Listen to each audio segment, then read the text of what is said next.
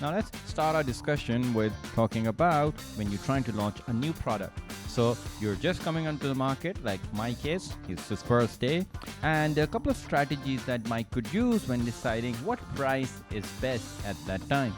And those two strategies are called price skimming and penetration pricing. Now, what do you do in this situation? Whenever you're just entering the market, you have to assess what the others around you are charging. So what is your competition level at?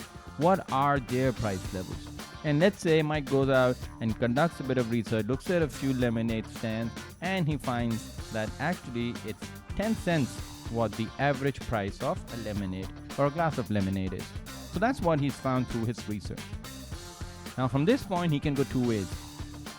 One, you can use a strategy of price skimming and set your price above the market rate.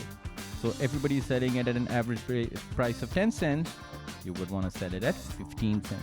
So when you sell it at a rate that's higher than your competition, we call that price discrimination. Now you will obviously at this point question, how is this possible and why are they doing this? Those are all the right questions. Let me tell you that. First of all, the only reason that you'll be able to charge a price that's higher than your competition is if you're able to develop a USP. If you have a unique selling point, a competitive advantage over your rivals, something that only you are providing and no one else.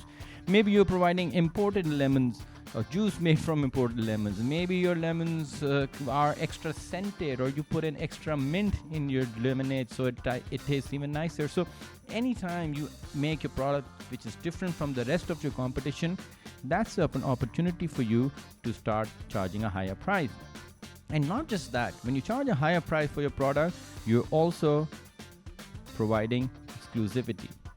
If you see two lemonades, one for 10 cents, one for 15, you would naturally think, what's so special about this 15?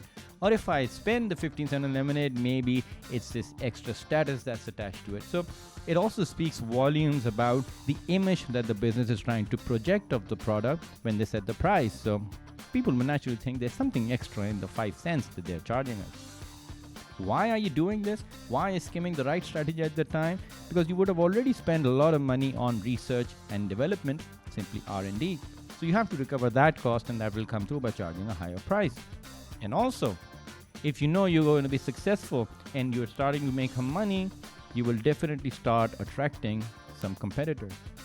So before the competitors get a sniff of this opportunity, you should try to squeeze in as much of the profit out of your profit as possible.